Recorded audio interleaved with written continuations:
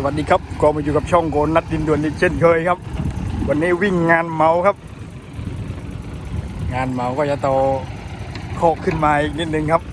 สัตว์เต็มกล่องครับมาดูคันแรกครับ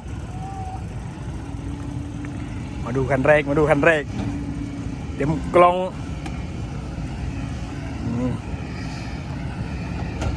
วันนี้มาบ่ายแล้วครับน่าจะบ่ายโมงแล้วเลยลองนี่ครับ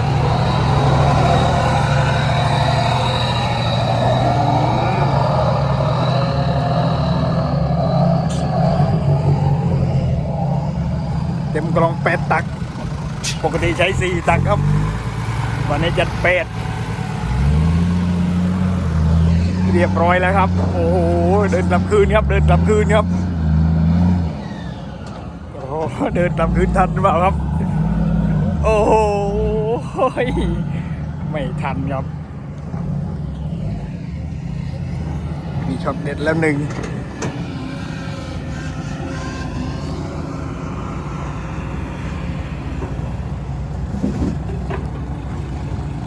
เมาครับ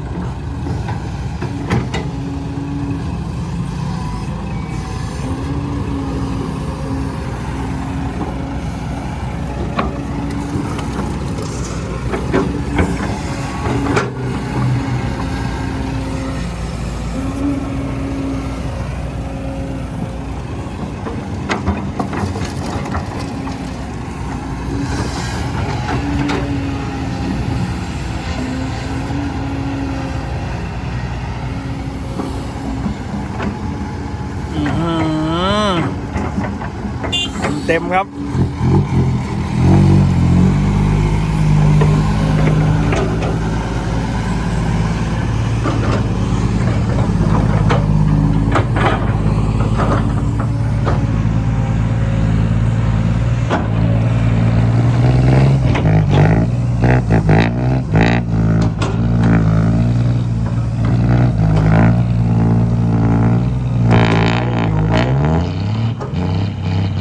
ฟรีครับ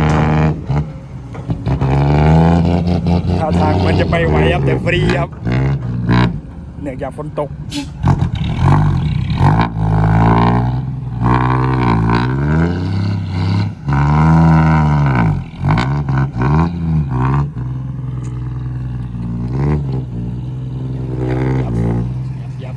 ยับ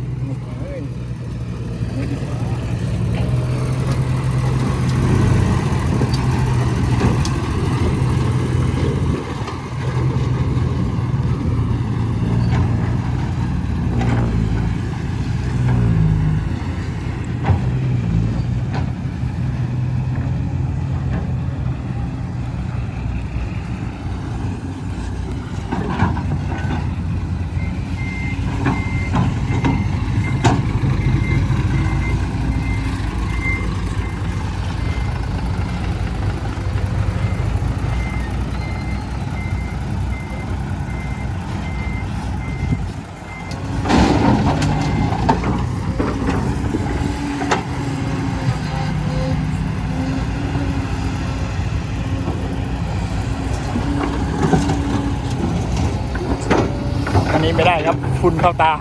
หุย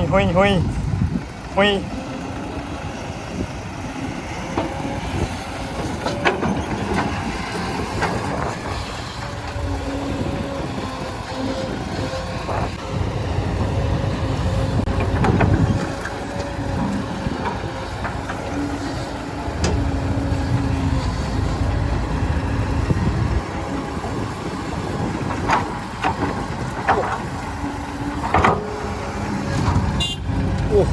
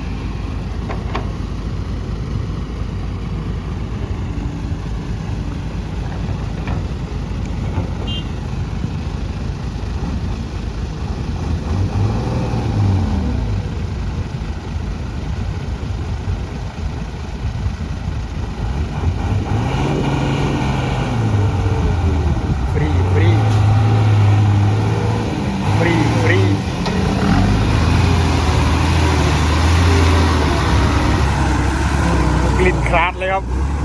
กลิ่นคลาดไหม้เลยครับเอาครับนี่เปิดทางใหม่ไปเลยครับปีนร่องไปเลยมารอดูคันหัวดำไหมครับเจ๋ว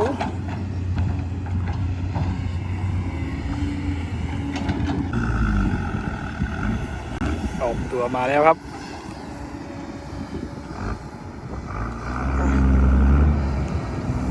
ดันดูนิดหน่อย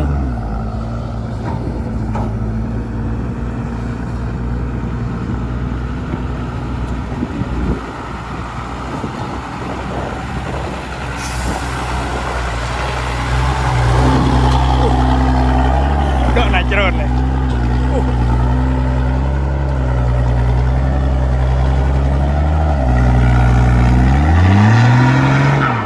ฟรีครับผมลื่น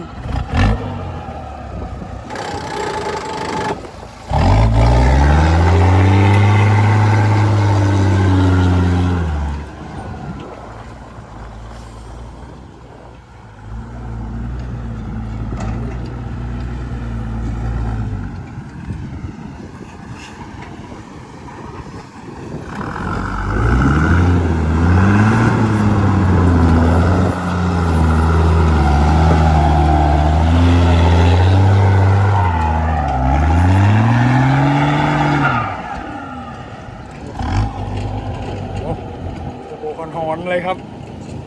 นี่ครับ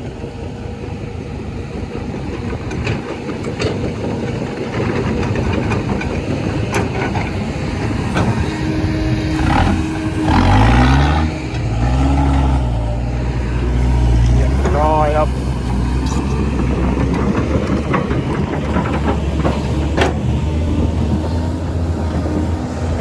ตักดินเปียกออกครับฝนตกน้ำน่าจะค้างครับ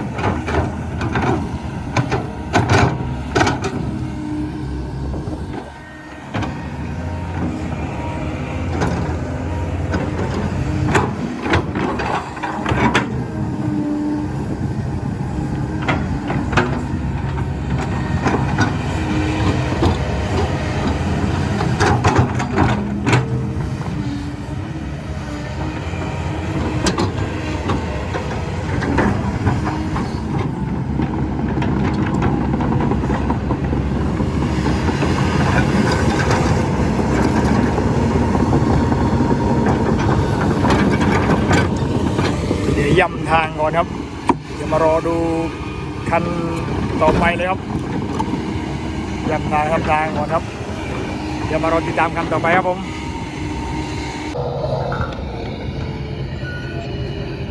โอ้โหฝนมันจะมาครับหยุดฝนได้2 วันครับวันนี้จะเอาอีกแล้วเพิ่งวิ่งวันนี้มาตอนเที่ยงเองครับพรุ่งนี้จะวิ่งได้หรือเปล่างานเมาครับ EP นี้จะพาดูที่โบครับ EP หน้าเดี๋ยวพรุ่งนี้จะพาไปดูที่เทครับ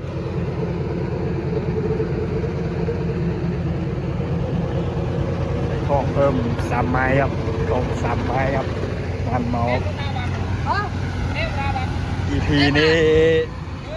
ดูที่ขุดครับพรุ่งนี้ครับพาขึ้นรถไปที่เทดูระยะทางวิ่งครับ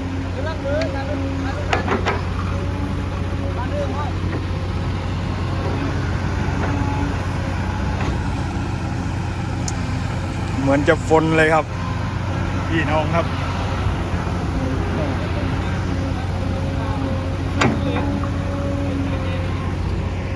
สไลด์ลงมาแล้ว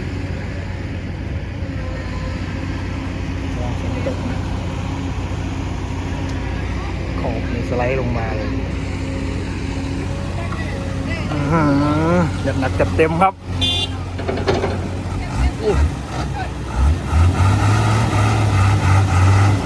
ี่ครับ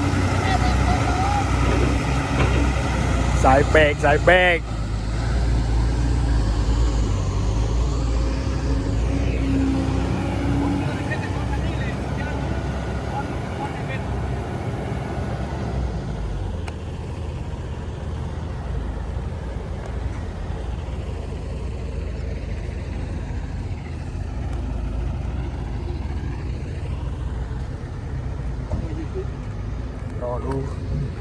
คันต่อไปครับ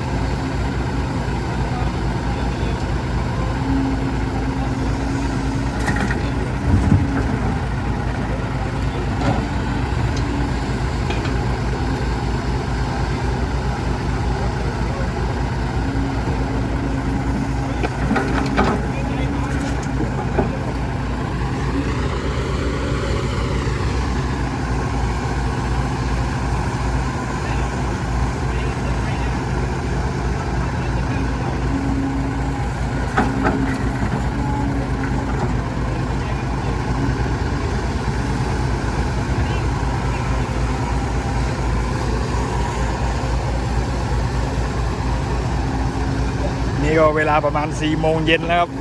4 โมงกว่าครับจะ5 โมงแล้วมืดมาแล้ว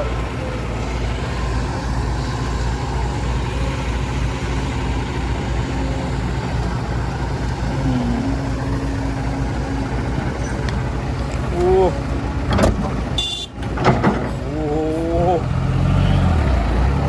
สบายครับ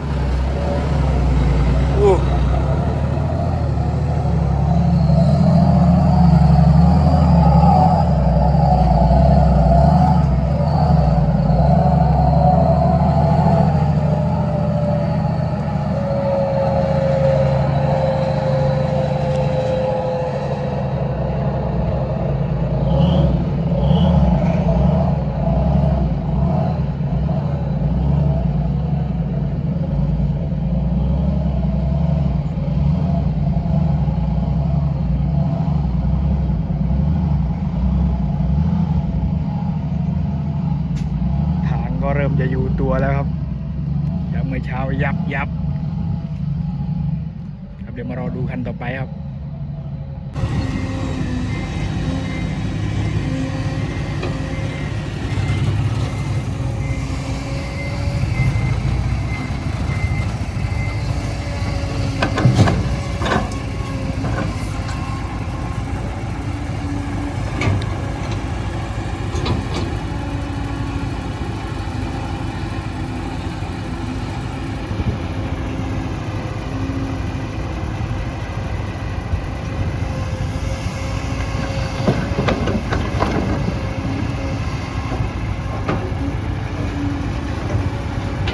สุดมือเลยครับขุดสุดมือเลยครับ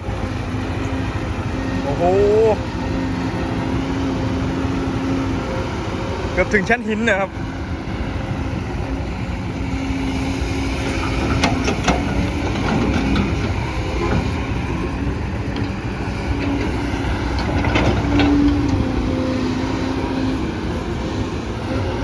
SK 200แรงดีอยู่แล้วครับลึกครับจากที่ผมยืนอยู่นี่ครับดูครับลึกลงไปครับให้ดูมุมนี้ดีกว่าครับ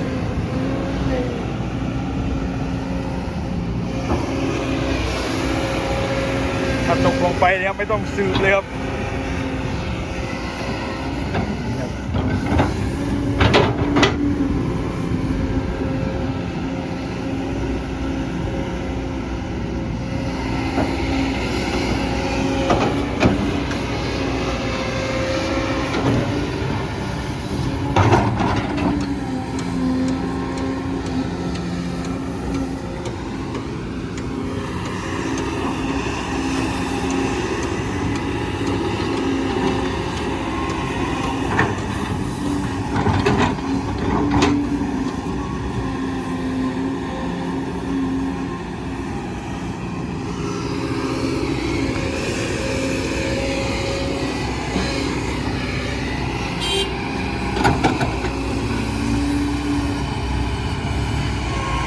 สบายอยู่แล้วครับเครื่องใหญ่ครับพลัง240ครับ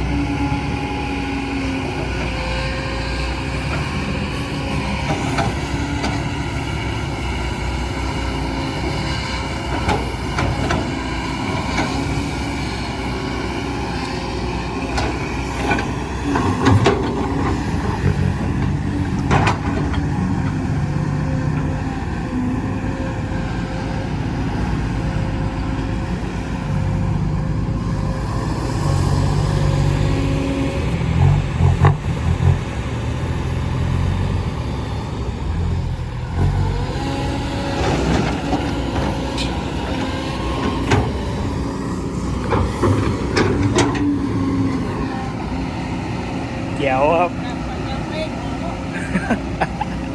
อย่างเบรกนิดอะอย่างเบรกนิดอย่างเบรกนิดโอ้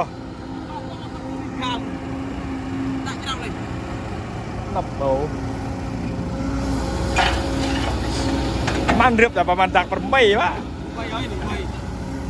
เราอินได้จนนะเมื่อกี้เราจริงๆเราสุดใจบ่ะเราได้กับหอมหรือออมที่ไหนบ่ะได้ตัวเมืองเลยหน่วย เทโลยเนี่ย รึ่งลื่นได้เจ๋งมั้ยน่ะเออว่าโอ้นี่ได้ดิ คุณโซทุลาดิน้องมูจะได้พุ่งขี้บ้านมาไงในมือนุ่งสดีจองขนมโอ้โอ้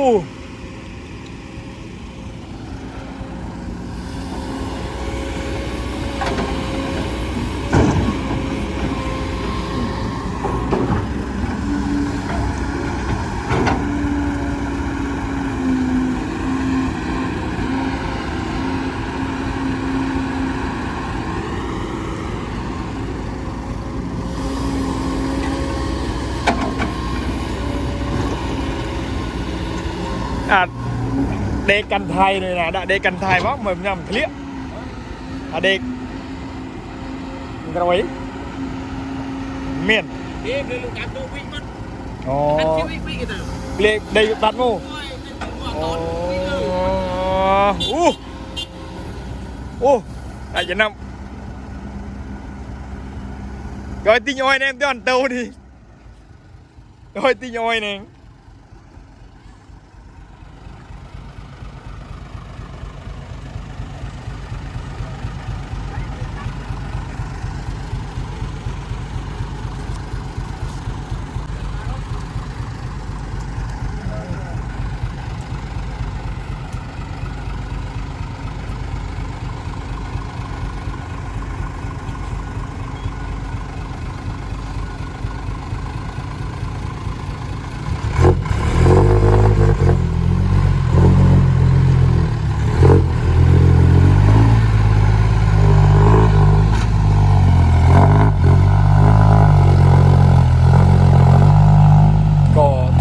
ไปกับคลิปนี้ก็ขอจบคลิปเพียงเท่านี้ครับกับสายลั่นครับนี่ฝนจะตกแล้วครับเดี๋ยวขอตัวกลับบ้านก่อนครับฝากติดตามช่อง YouTube โกนัทดินด่วนด้วยครับบายบายครับทุกคนครับเดี๋ยวพรุ่งนี้จะพาไปดูที่ทีครับบายบายครับผม